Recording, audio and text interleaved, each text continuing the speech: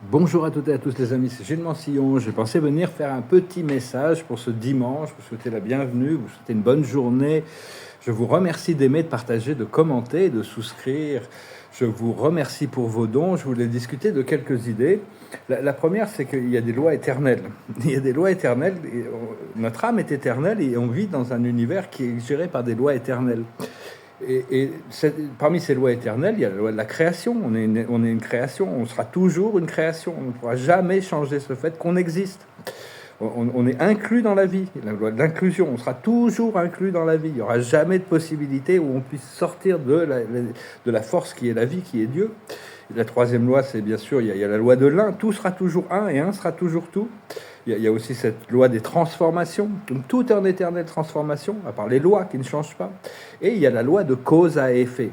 La loi de cause à effet est immuable. Il n'y a pas, l'âme sait qu'on va apprendre à travers nos échecs et nos réussites, et petit à petit, on va pouvoir s'aligner avec ces principes de l'alignement avec la vérité et la vie.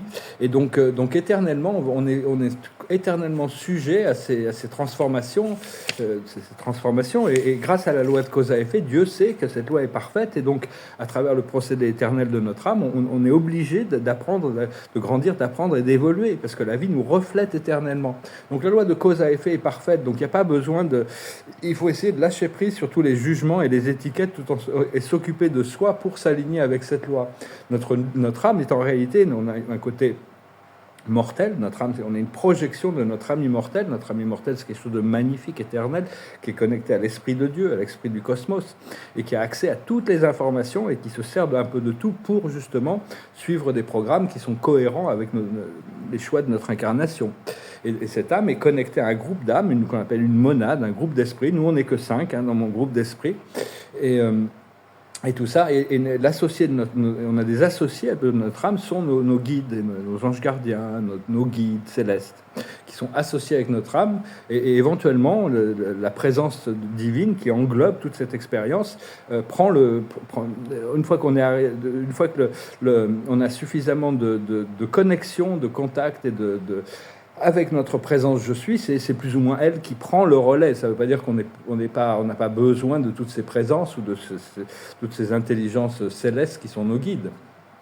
Ils sont là vraiment pour nous assister. J'ai même un nouveau guide qui est arrivé, je le salue, qui va m'aider avec ma mission. Il est venu spécialement pour moi du paradis.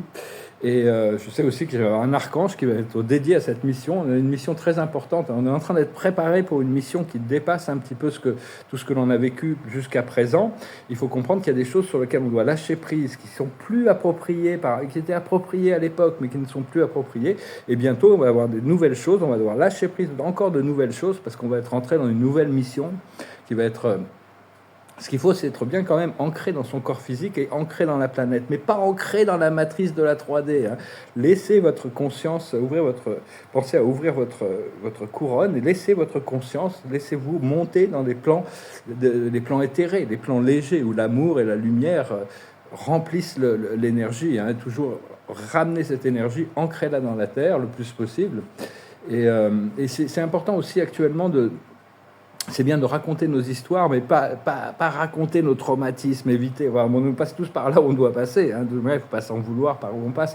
Mais tant qu'on n'a pas guéri un traumatisme, si on en parle, c'est un petit peu comme si on rajoutait une couche de karma par-dessus. Donc une fois que la vie, elle va se répéter jusqu'à ce que la leçon soit apprise, grâce à la cause et l'effet.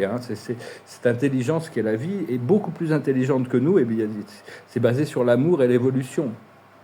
Et donc, quand on parle, il faut essayer de rester positif dans nos histoires et de ne pas avoir de regrets sur quoi que ce soit, parce que ça nous amène à notre prise de pouvoir, à notre souveraineté. Tout a servi, de toute manière.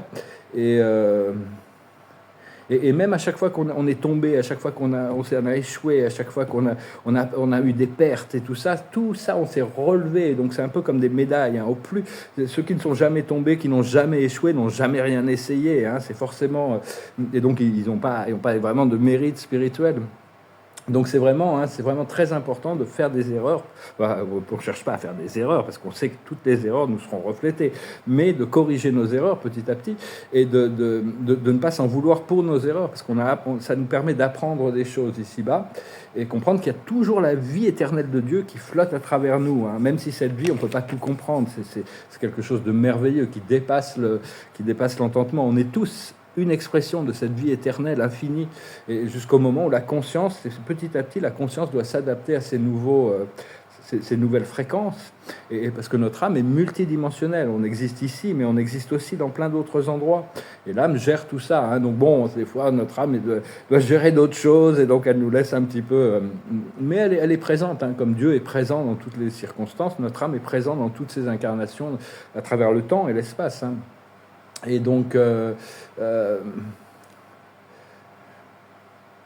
que notre lumière, notre véritable lumière intérieure, même quand on passe à travers de la vallée des ombres ou qu'on passe par rapport à on doit faire face à des traumatismes, des épreuves, notre lumière intérieure continue à briller, hein, de toute manière.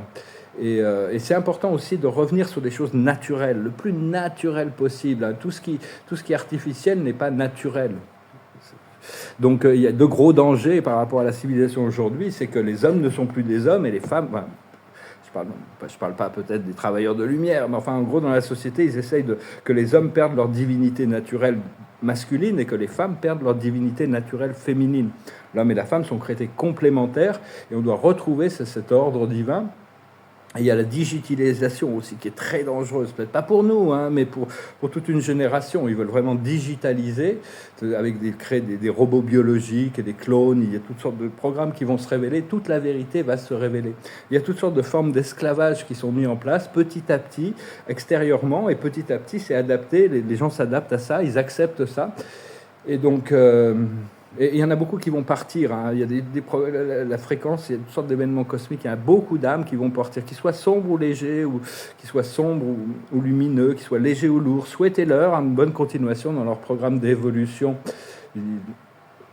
Et parce qu'il y a vraiment, a priori, il y en a un tiers de l'humanité, ce qui est énorme, qui est prêt à faire son ascension. Il y en a un tiers qui est encore en train de travailler là-dessus, puis il y en a un tiers qui vont partir parce qu'ils ne vont pas le faire.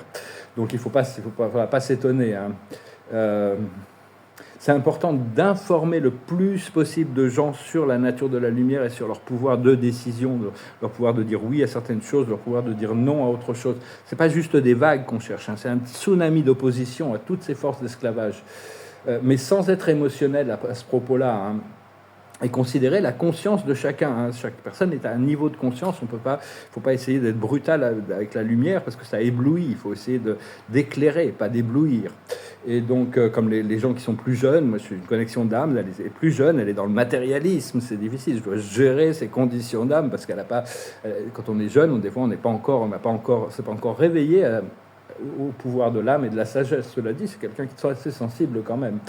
Et donc, et ne laissez pas les intelligences artificielles sur Internet, par exemple, prendre des décisions pour vous, hein, c'est le plus possible. Et personnellement, je sais que je vais les utiliser, mais enfin, j'attends pour le moment, comme j'ai attendu l'an 2000 pour acheter mon premier téléphone portable. Je voulais attendre de voir comment ça se passait. Et donc, ne laissez personne dicter votre ligne temporelle. Il y a des gens qui projettent des trucs, mais chacun a sa ligne temporelle. Choisissez la voie d'ascension, la voie du paradis, la voie du bonheur, la voie de la liberté. Enfin, je ne veux pas décider ça pour vous non plus, hein. Chacun doit décider, mais enfin bon, a priori, on cherche une voie libérée, tous ceux qui ont pris conscience de la lumière. Et comprendre que notre âme, pour beaucoup de notre âme, est très, très, très, très, très, très, très, très, très ancienne. On existe dans l'univers des univers depuis des milliers de milliards de vies. On est plus vieux que cet univers-là même. Donc c'est très... c'est vraiment... Mon âme m'a révélé ça il y a très longtemps. Et donc, enfin, je sais que j'existais même avant la création de l'univers. C'est une condition, une origine un peu spéciale, mais ce qu'il faut, c'est vraiment qu'on cherche à vraiment affiner notre spiritualité, notre conscience spirituelle, affiner, être vraiment précis dans notre point focal, pouvoir diriger notre point focal, apprendre à ne pas se laisser trop, ça veut dire rester flexible, laisser danser un peu avec la vie, mais garder une direction fixe et être précis dans nos mots et précis dans nos actions. Et comprendre que bon, tout ça, ce que je parle, c'est du développement personnel. Le développement personnel, ça va jusqu'à un certain niveau. À un moment donné, il faut accepter la connexion avec la source, hein. Sinon, il y a une limite. Après, si on peut se développer très, très puissamment pour beaucoup de choses en restant athée, en niant la présence de Dieu. Tant qu'elle ne se révèle pas, de toute manière, pour les athées, c'est d'être sincère par rapport à soi-même dans leur conscience. Mais il y a beaucoup de religieux qui ne sont pas vraiment spirituels encore, qui n'ont pas encore... Donc ce qu'on cherche, c'est vraiment embrasser notre potentiel spirituel, embrasser notre âme. Notre âme, c'est un être éternel, magnifique, incroyable. Et ayez confiance au pouvoir magnétique du cœur, qui est le cœur, hein, et suivez votre intuition. Parce que de toute manière, la vie va se répéter, la vie est intelligente, la vie est patiente, la vie est miséricordieuse. Donc elle va continuer à nous faire répéter les leçons jusqu'au moment où c'est intégré, et à ce moment-là, elle nous libère, hein. Il y a ce procédé de libération qui est là, juste devant nous. Donc voilà les amis, j'espère que vous allez bien. J'avais chanté une chanson, puis il y a une autre qui me passait par la tête. Je vais tirer quelques cartes d'abord. On va voir un petit peu. On va d'abord tirer une carte pour la cache. Et la carte de la journée, c'est le scribe ou l'écrivain. Il faut écrire. Et même si ce n'est pas pour publier, écrivez vos expériences. Écrivez, prenez des notes, faites des listes, prenez des notes, prenez des cahiers, des carnets, écrivez vos rêves. Toutes ces choses sont importantes, hein. Personnellement, je sais que j'ai des livres à écrire. J'en avais écrit un, mais il n'est plus trop à jour, hein. Donc, j'ai aucune idée de la manière bon, ça va venir naturellement. Quand je vais j'aurai un ordinateur, je vais commencer à écrire une série de 3-4 livres, là, pour parler de toutes ces choses, pour assister l'humanité dans son intégration des nouveaux paradigmes de la nouvelle Terre. L'observateur de la journée, c'est les heureux hasards, c'est vraiment la chance, c'est des choses inattendues le hasard, il n'y a pas de hasard dans l'univers, comme disait Einstein. Dieu ne joue pas au dé avec l'univers. Donc quand il y a des hasards, c'est des bons karmas, c'est des circonstances qui font que... Mais beaucoup de choses nous sont cachées avant qu'elles se révèlent complètement. La plus haute sagesse, c'est lâcher prise de tous les drames, toute la dualité, c'est l'histoire sans fin. Sinon, le drame va continuer à se développer éternellement. Donc il faut lâcher prise des drames, il faut essayer de rester au-dessus des choses. Ce qu'il faut comprendre, c'est aller loin. On se prépare vraiment pour un nouveau marathon. On va aller très très loin. On se prépare pour des choses durables, stables, des choses. Parce qu'après avoir passé tout ce qu'on a passé dans l'intempérance, dans l'impermanence, maintenant on cherche cette permanence du monde spirituel. Ce qu'il faut faire, c'est activer la volonté divine, le yang, le pouvoir du divin masculin. Et l'aboutissant, c'est pouvoir travailler avec les pouvoirs supérieurs, être beaucoup plus conscient, parce que au plus on peut coopérer avec les intelligences supérieures de l'univers, au plus les choses flottent dans la bonne direction. On va rentrer dans des consciences collectives où on travaille collectivement avec toutes ces forces invisibles, et bien recevoir la guidance aussi du monde spirituel, arriver à lire les signes, arriver à lire les messages de la vie. Donc voilà, je vous remercie infiniment pour tout, de suivre la chaîne, pour vos dons. Si vous avez une session privée, vous pouvez m'envoyer un email. Ça, c'est une des choses que je ne vais pas pouvoir faire dès que mes projets commencent. Je vais devoir arrêter de faire ce genre de vidéos.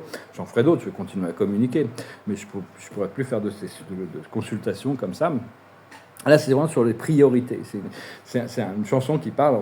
On n'a pas le temps de tout faire. Donc, c'est très important de savoir qu'est-ce qui est important pour se concentrer sur les choses importantes. Ça s'appelle « Je n'aurai pas le temps ». Je n'aurai pas le temps, même en courant, plus vite que le vent, plus vite que le temps, même en volant, je n'aurai pas le temps de visiter toute l'immensité d'un si grand univers, même en 100 ans, je n'aurai pas le temps de tout faire. J'ouvre tout grand mon cœur, j'aime de tous mes yeux, c'est bien trop peu pour tant de cœurs et tant de fleurs, des milliers de jours, c'est bien trop court, c'est bien trop court. Et pour aimer, comme l'on doit aimer, quand on aime vraiment, même en 100 ans, Je n'aurai pas le temps, pas le temps. Donc c'est très important, c'est sur ça on nous rappelle que c'est très important de se laisser guider par son intuition, par sa guidance, par son moi supérieur. Parce qu'il y a des choses qui sont appropriées, donc qui sont importantes, qui nous font avancer. Puis il y a des choses qui nous retardent, qui nous distraient. Donc c'est important de rester connecté sur ce qui est important. Donc voilà, les amis, je vais retirer quelques cartes pour laisser le dernier mot aux anges. L'observateur de la journée, c'est l'amour. L'amour est toujours un observateur silencieux. Hein. N'oubliez pas, il y a toujours cette présence incroyable de l'amour, de Dieu et du monde spirituel. Et de toutes les connexions qu'on peut avoir aussi. Hein, parce qu'au niveau de l'âme, on s'aime tous. Hein, c'est juste qu'il y a des choses à résoudre ici-bas, des fois. Et la plus haute sagesse, c'est justement l'intuition. C'est vraiment écouter son intuition, écouter sa guidance. Ce qu'il faut comprendre, c'est le départ. Là, il y a un départ qui est là, qui est imminent. Ce qu'il faut faire, c'est le jugement. Il faut arriver à être lucide sur la manière dont on s'autodétermine et quelles sont notre rationalité par rapport à ce que l'on doit faire et accepter le jugement du ciel, accepter l'information, la voie de la sagesse qui peut chercher la sagesse, demander la sagesse au Créateur, comme vous ne savez pas, sur une situation. Et l'aboutissant, ça va être un renouveau, une nouvelle vie. Hein. Donc il y a ces heureux hasards qui arrivent, hein. Donc soyez prêts. Je vous remercie pour tout, je vous souhaite une excellente journée, préparons ces célébrations. Je vous dis à bientôt. Namasté.